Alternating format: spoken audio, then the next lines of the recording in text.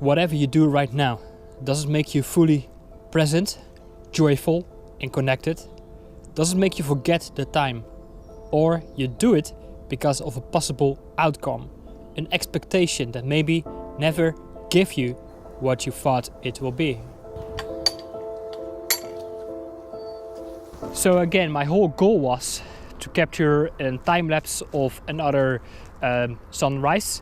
I wanted to take a shot from this beautiful, gorgeous view right here on the Surrey hills, and then I realized that the sunrise was coming more from that edge, so I tried to walk up there, and I walked already further than I first intended to do.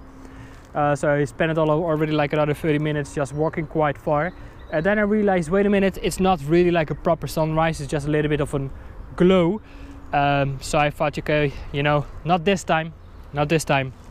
But anyway, I'm going on a 4-hour hike here in the Box Hill, Surrey Hills, and we're going to talk about something interesting, and that is what is it that you are really looking for and that you have been missing and that you have been forgetting, that you have been suppressing, and you're not even aware of it. So with no further ado, let's dive straight into this video.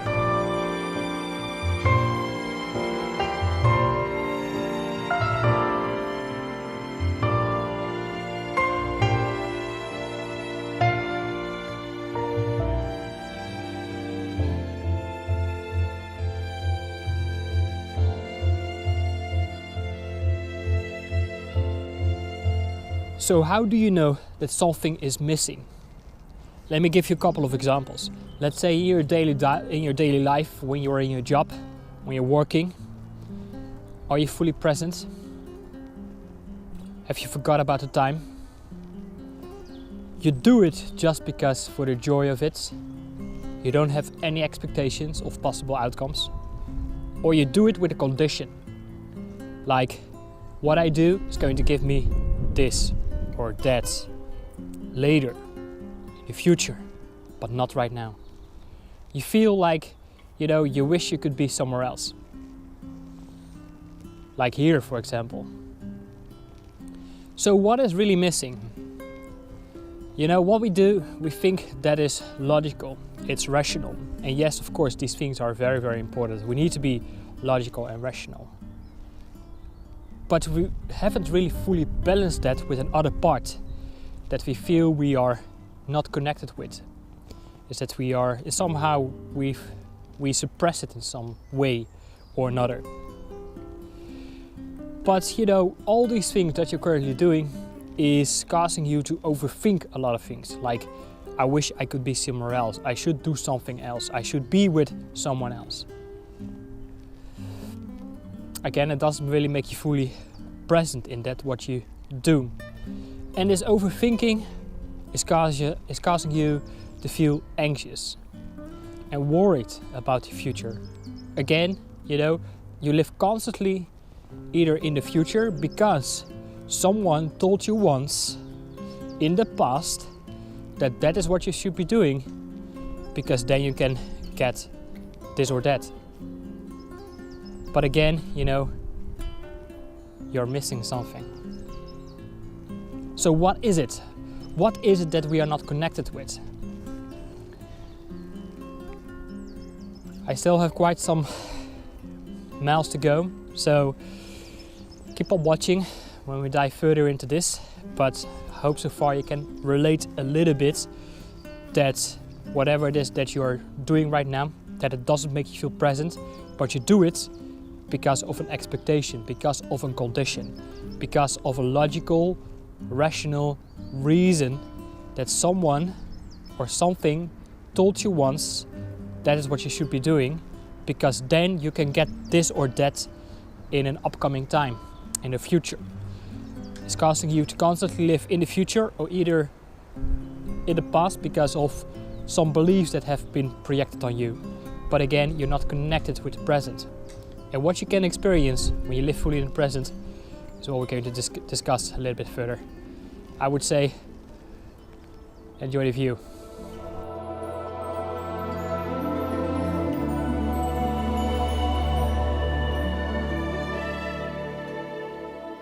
So it's going to be 8:45.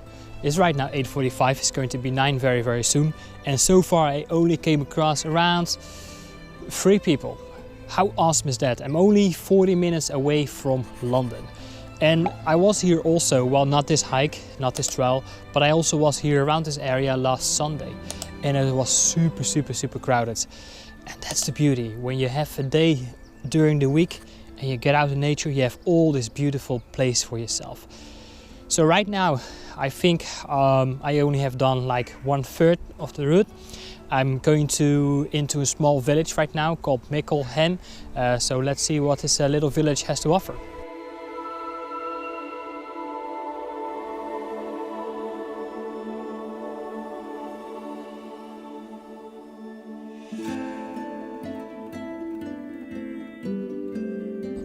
So when was for me the moment that I started to realize that something was missing in my life? I think that already went back to 2006. I was around 20 years old and I finally grew up a little bit more. I became a little bit more detached maybe from my circumstances, and I started my own little business besides my full-time studies, and was all fun. Had my car, had a little sailing boat that I always enjoyed. I loved sailing on the lakes, back in Holland, back in the Netherlands, on the lakes on a Sunday or whenever the weather was good. But always when I came back from sailing, I always felt a little bit in a deep empty hole, and I didn't know what it was. I thought maybe it's because I didn't have a girlfriend yet, and I started to, become 22, 23. So, I thought something was missing. I'm missing someone in my life. That must be the answer. Long story short, the journey had led me all the way to Peru in order to find a connection, to find love. Or maybe I was looking for something else, something that was indeed missing. What was it? What could it be? Maybe it had to do that I only grew up with my father and not my mother. And that for me, connecting with the opposite sex, with the feminine, was always very, very challenging because of the trust issues I had that I copied from my father. Or was there even something deeper? Well, let's find out. And I also will explain a little bit of why that could be.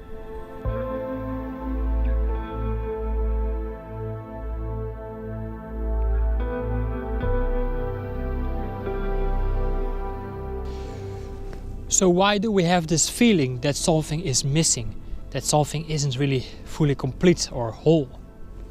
I think it has a lot to do, of course, with our upbringing.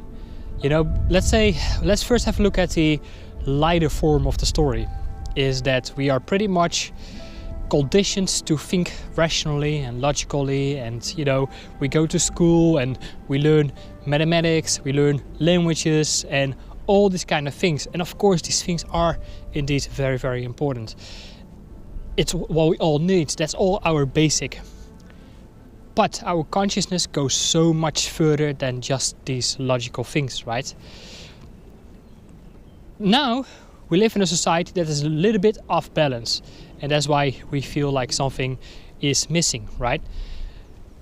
It's also, when you have a look between the masculine and the feminine, is that logical and rational linear thinking is very masculine, right? And we all do it, man, woman, we all do it. We do things that make sense, but does it also feel right? That's the other story. Maybe that's the thing that's missing. A more tougher side of the story is that we also grow up in a society that has a pretty narcissistic edge. Like all the selfies we need to take, even though right now I'm holding a selfie stick. For me it's not about the recognition. I just want to share the beauty around me and the knowledge that I have experienced so far and my insights that I've experienced so far. But we all want to have like certain type of things that appears nice, that appears, that we can get social improvement and social recognition. And we are really chasing after those things, right? Externally focused, that's also a characteristic of masculine energy. Externally focused. just go from A to B, and that's it. Just go, you know, chase down your goals and that sort of things. It's really focused on action and manifestations. And of course, you know, these things are very, very important. But I'm talking about something that ain't in a line or fully balanced. And that's maybe something that is really, really missing. I think you can already make a little bit of a guess, but I will talk more about it a little bit further, a little bit later, because I still have, I think, 1/3 to complete of this entire 12-mile journey. It's about 20 kilometers. It's pretty, now I can start to feel, okay, this is a little bit further than I'm used to. But let's keep going and let's explore the last parts a little bit further.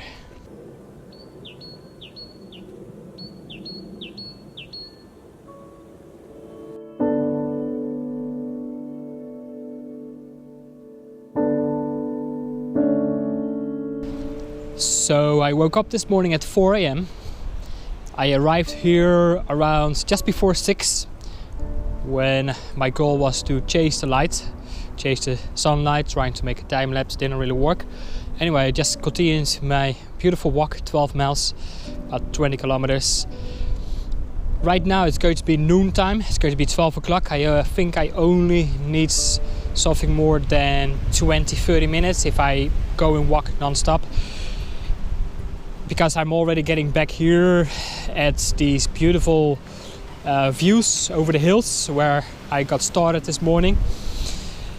And I must say, it's so unbelievable, peaceful and quiet and so beautiful. Every new corner I turn into, it's another piece of artwork by Mother Nature. And waking up at 4 a.m. and being here, starting a beautiful journey at 6 a.m. just when the sun is rising, it's so grounding. It's so unbelievable grounding. And that's really exactly what we need sometimes. Is have a little bit of space, especially when you live close to the city or in the city, like me here in London. I'm only 40 minutes away from London. You need space to breathe and really find a place to come home again. And I think Mother Nature is the most powerful healer that exists. Why? Because it makes you so unbelievable present, so present that you really stop worrying about the future or stop fearing what happened in the past, that it will happen again. And you're just in the moment, just really, really fully present.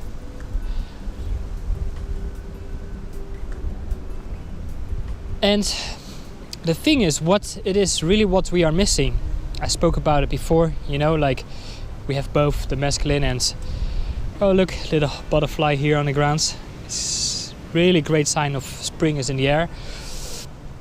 Well, what I was saying is that, you know, we are doing so many things that we're doing things with a condition, you know, like if I do this, then I will get that somewhere later, tomorrow, next week, next month, next year, because then my bonus arrive.